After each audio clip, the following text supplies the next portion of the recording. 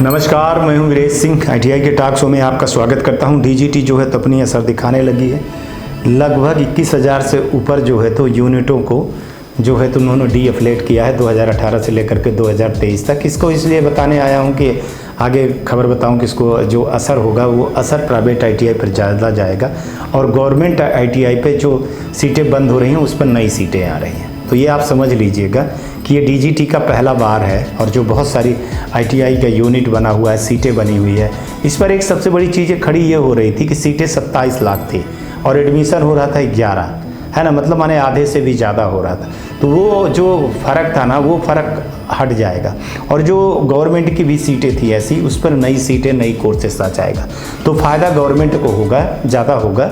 और जो उनके सीट थी और उसका डी एफ्लेट नहीं हो रहा था, मतलब कोर्स बंद नहीं हो रहे थे, तो उस पर लड़के एडमिशन नहीं ले सकते थे। तो अब वो रास्ता क्लियर हो गया। जो मैं कहने जा रहा था कि लगभग अगर लड़के इसमें, जो मैं बोल रहा था कि नई आईटी पुरानी आईटीआई को मिला करके डीजीटी को अगर 1 लाख एडमिशन गवर्नमेंट आईटीआई पे करना है तो ये बहुत बेहतर है। इसीलिए उन लोगों ने अभी नवंबर से, जो पिछले नवंबर से एफिलिएशन चालू हुआ है, उसमें गवर्नमेंट आईटीआई को एफिलिएशन देना चालू कर देंगे और यही अभी सारी चीज़ें उनका तो निकल ही आएगा, तो एडमिशन कर पाएंगे 2025 में।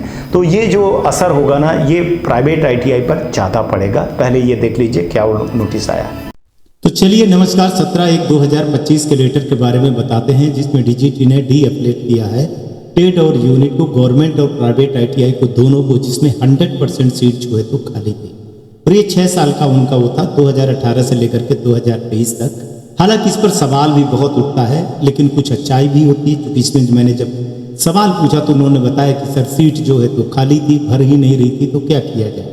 ऐसे में एक चीज़ मैं बता दूं कि सरकार की जो है तो इसमें किरकिरी हो रही थी, खासतौर से डीजीटी की किरकिरी हो रही थी कि सीटें टोटल आईटीआई की 27 लाख से ऊपर थी और एडमिशन लगभग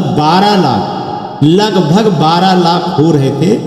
तो इसमें 12 लाख से ज़्यादा सीटें खाली थी। इसलिए इसको जो है तो मिटाने के लिए, इस दूरी को मिटाने के लिए डीजीटी ने ये कार्रवाई की है। अब ये कितना अच्छा है, कितना खराब है, ये तो देखना पड़ेगा। और डीजीटी इसमें बोल रही है कि हमने 2022 तक में ये सारी चीज़ें की थी और लोगों को बताया भी था कि भैया अगर जिसको करना है तो करवा ले, जिसको नहीं करवाना है तो नहीं करवाएंगे।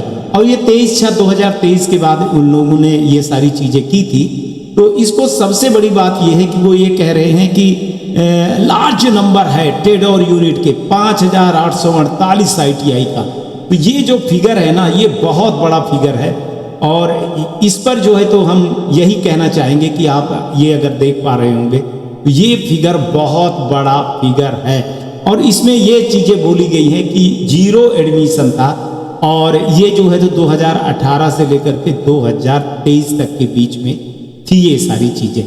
तो इसमें ये चीज़ें बोली गई हैं कि आप लोग जो है तो पहले संभाल लीजिए, लेकिन उसको कोई संभाला नहीं है और इस तरह से उन्होंने सारी चीज़ें की हैं।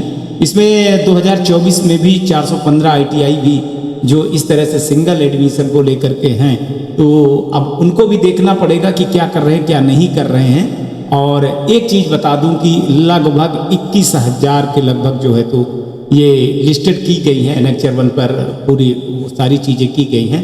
लेकिन यहाँ पर सवाल अगर जो मैं उठाता हूँ, आप ये देखोगे तो सवाल सिर्फ ये उठता है कि भैया इनको एक बार एफिलिएशन देने के बाद ऐसे क्यों कर दिया गया। लेकिन सवाल एक चीज़ मैं अगर सच बता दूं आपको, तो जो मैं पहले भी आप लोगों को बताता ही आया हूं कि ये इसलिए हुआ है कि गवर्नमेंट को अपनी सीटें बढ़ानी है। गवर्नमेंट में जिस आईटीआई में एडमिशन नहीं हो रहे थे, जिस टेट में नहीं हो रहे थे, उन टेट को गवर्नमेंट ने तुरंत चेंज करके तुरंत अप्लाई कर दिया और उनका एफिलिएशन भी आ गया है। बहुत सारे का आने का वो है। इसको जो है तो प्राइवेट आईटीआई वाले टेट को सिलेंडर नहीं किए और टेट को सिलेंडर करके नई चीज़ें उन्होंने नहीं लिया। इसका फायदा सीधे सीधे डीजीटी उठाएगी कि जो बच्चे बचेंगे वो नए टेट में आ जाएंगे और नए टेट इसके लिए खोला जाएगा और अपनी वो यूनिट भी बढ़ा लेंगे। और इससे होगा क्या कि इससे बहुत सारी चीज़ें जो है तो ऐसी चीज़ें हो जाएंगी कि जो बता दूं, बहुत सारी लंबी लिस्ट है इसके कि जो सीटों की संख्या है और इसका बेनिफिट अगर कोई उठाएगा तो वो गवर्नमेंट उठाएगी, बाकी तो कोई नहीं उठाएगा, ये मैं बता दे रहा हूँ। क्योंकि गवर्नमेंट ITI के अलावा किसी का अफिलिएशन जो है तो वो हुआ नहीं है, और उसमें अड़ंगा भी लग गया है कि अगर आप ट्रेड बढ़ाते हो तो आपको ये बहुत सारी चीज़ें करनी पड़ेंगी।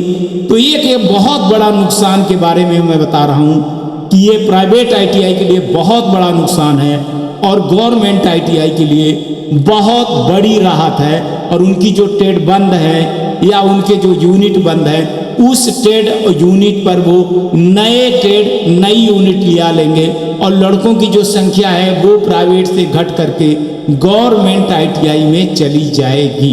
तो ये बहुत बड़ी असफलता भी कहूँगा, और मैं एक तरह से कहूँगा कि DGT ने ये जो किया है तो कम से कम एक मौका अभी दे देती, चूँकि उस समय पर कोरोना का माहौल था तो बहुत सारे ITI चल नहीं रही थी, बहुत सारे ITI में प्रॉब्लम थी, मकान मालिक जो है तो बहुत ज़्यादा परेशान कर रहे थे। तो अगर 2024 में इस एडमिशन की प्रक्रिया को देते कि आप पूरा कर लीजिए, 25 में दे देते तो शायद ठीक रहता, लोग अपना जो है तो रीअफिलिएशन में अपना जो है तो ITI का ट्रेड और यूनिट बढ़वा लेते तो कुछ फ़ायदा होता, कुछ नहीं करते।